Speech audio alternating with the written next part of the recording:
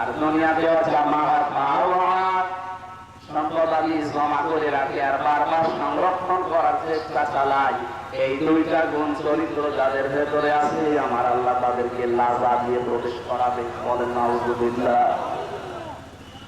এর আগে যেমন ময়দানে মাহশারের যে বিশাল বর্ণনার কথা আছে, সন্তান পেট থেকে বের হয়ে যাবে, শিশু বাচ্চার কথা, দুধের কথাও মনে থাকবে না, মানুষের মালের মতো ঘোরাফেরা করবে। কঠিন কঠিন বর্ণনা দিকে আমার আল্লাহ বলেন কিয়ামতে এই বাস্তবতায় আমি বিচার ব্যবস্থাকে তিনটা শ্রেণীতে ভাগ করব। আল্লাহর বিচার ব্যবস্থা তিন শ্রেণীতে। কয় প্রকার? বলেন বলেন। সূরা বাকারার 281 নম্বর আয়াত আমরা পড়েছি। আয়াতের ভেতরে আল্লাহ ওইটা জানাচ্ছেন, ওয়াত্তাকু ইয়াওমান তুরজাউনা ফীহি ইলাল্লাহ। তোমরা ভয় করো, শুধু হামজা একা না, ওয়াত্তাকু বহু বচনে যায়। সবাই মিলে ভয় করো ইয়াওমান, ওই দিনকে যে দিনের বর্ণনা এতক্ষণে 4-5 মিনিট দিলাম, এত বড় কঠিন ভয়াবহ অবস্থা আল্লাহ ওই দিনে বানাবেন। আমরা যেভাবে গণনা করি 1 2 3 4 5 6 খামসিনা আলফা সানা মিম্মা তাউদ্দুন। আল্লাহ বলেন কিয়ামতের একটা দিন হবে দুনিয়ার হিসাবে 50,000 বছরের মতো লম্বা। এই বিশাল দিনে মানুষ দাঁড়িয়ে থাকবে, সূর্য ডাকবে মাথার আধা হাত উপরে, তামা হয়ে যাবে মাটি, টকবক করে পড়তে থাকবে মগজ, নাক কান দিয়ে বয়ে বয়ে পড়বে। পুরা ময়দানে একটাই মাত্র আওয়াজ থাকবে, পানি চাই। কি চাই? 42 ডিগ্রি 43 ডিগ্রি চলছে। এই কারণে প্রতিদিন 4-5 কেজি করে অনেকে পানি খাচ্ছে। তারপর এটা কত দূরে সূর্যটা যখন আসবে মাত্র আধা হাত পায়ে 1 বিঘত উপরে, এই কঠিন অবস্থাতে মানুষ একটা আওয়াজ দিতে থাকবে সারা ময়দানে, পানি চাই, পানি চাই, পানি চাই। আল্লাহ পাক বলেন ভয় করো ওই দিনটাকে, তুরজাউনা ফীহি ইলাল্লাহ, যেদিন সবাইকে আমি আল্লাহর কাছে ফিরে যাওয়া লাগবে। সুম্মা তুওয়াফা কুল্লু নাফসিন মা কাসাবাত ওয়া হুম লা ইউযলামুন। প্রত্যেককে তার সওয়াব পারিশ্রমিক পরিপূর্ণ করে দেওয়া হবে, কারো উপরে আমি আল্লাহ জুলুম করব না। বলে সুবহানাল্লাহ। এবারে আমরা আজকের তাফসীরে প্রবেশ করছি। আপনারা আছেন তো নাকি খাপের কাহিনী শুরু করব? আমাদের তাফসীরের কোরআন মাহফিল লিখে দিয়েছেন, এখানে আমরা এই দিকে আগাতে ঘড়িটা খুলে শুনে রাখি। আযান দিয়ে দিয়ে আবার বলি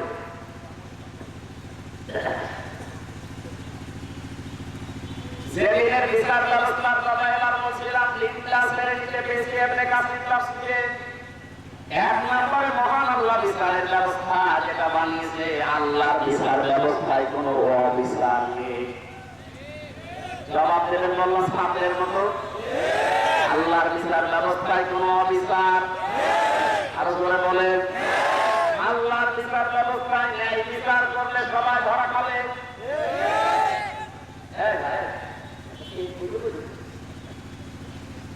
আমি বললাম কোন অবিচার নেই, ন্যায় বিচার করলে কেউ বাঁচবে না, সবাই ধরা খাবে। কি বিচার করবো বল? ন্যায় অবিচার নেই, ন্যায় বিচার করলেও বাঁচবে না।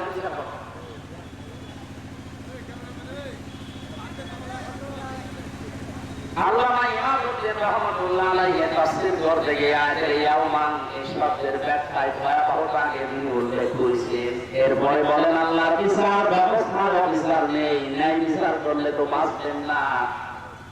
আল্লাহর বিচারে একটা জিনিস আছে, উনি যদি দয়া করে মাফ করে দেয় বাবা যাবে। কি বুঝলাম? প্রথমে আল্লাহর বিচারে কোনো অবিচার, ন্যায় বিচার করলে কেউ বলে বলো ন্যায় বিচার করলেও বাঁচবো মানে একটা ঘটনা এখানে আমি তাফসীরে দেখেছি। আল্লাহ নবী বলেন বনি ইসরাইলের এক লোক 1000 বছর হায়াতে 1000 বছর সে ইবাদতে ছিল। দিনের বেলা রোজা রাখা অবস্থায় জিহাদের ময়দানে কাটাতো, আর রাতের বেলা সাজদা দিয়ে তাহাজ্জুদের নামাজে। একদিন মনে মনে ভাবতেছে আমার যে ইবাদত আমি জান্নাত পেয়ে যাবো। আল্লাহ দয়া লাগবে না? আল্লাহ রাব্বুল আলামিন তাকে গমের ভেতর একটা স্বপ্ন দেখিয়েছে, গমের ভেতর এসে দেখছে কিয়ামত কায়েম হয়ে গেছে। মহান আল্লাহ তাকে বিশ্রাম করার জন্য ডাক দিয়ে বসে, বান্দা আল্লাহ জান্নাত চলে যায়।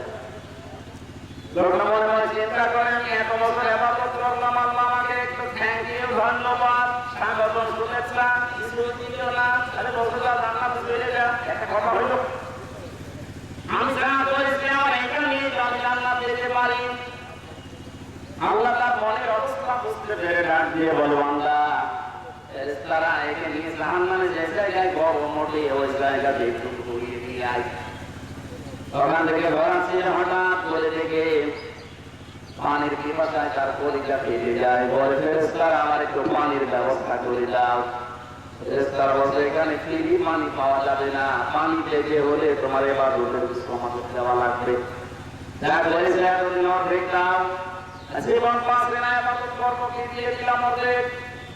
পানি খাওয়ার পরে দেখলেন মানুষের প্রসাদের স্নাপ দেয়, পানি খেয়ে বলছে আমি প্রসাদ করবো।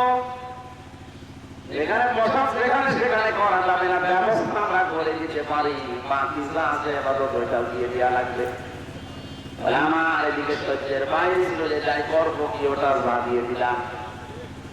আমার আল্লাহ এবার ডাক দিয়ে বলে, বান্দা এক গ্লাস পানি ভেতরে ঢোকাইলে আর এক গ্লাস বের করে ফেলে দিলে, এতটুকুর কারণে 1000 বছরের বুঝি সব দিয়ে দিয়েছ। 1000 বছরে কত গ্লাস পানি পান করেছো বলো? পবিত্র গ্লাসে 1000 বছরের ইবাদত না দিয়ে ধরে আমার জান্নাতে আর দেবো না। দিনাজপুর মাসে আমরা কেউ বাঁচবো না, আল্লাহ নাই বিচার করলে। একটা মাত্র পথ আছে, আল্লাহ পাক যদি বলে দান করে মাফ করে দিলাম। এখানে কাবা শরীফ যারা তাওয়াফ করেন, কয়েকদিন আগে এসেছি, ষষ্ঠ চত্বরে মানুষ একটা দোয়া আল্লাহকে শোনায়, আল্লাহুম্মা ইন্না আলাইয়া হুকুকান ফীমা বাইনি ওয়া বাইনিকা। কাবার সামনে নিয়ে বলছে, রব্বুল আলামিন তুমি আমার মালিক, আমি তোমার মহান, তোমার গোলাম। তুমি মালিক হিসাবে আমাকে যা দেওয়ার দুনিয়ায় সব দিয়েছো, আমাকে নেই থেকে তুমি হামলা বানিয়েছো। আমি তো উল্লেখ করার মতো 33 বছর আগে কিছু ছিলাম না। 33 বছর আগে আমার মায়ের বিয়ে হয়েছে, 34 বছর আগে। 33 বছর আগে বলেন তো হামজা নামে দুনিয়ায় আমার কোনো অস্তিত্ব ছিল?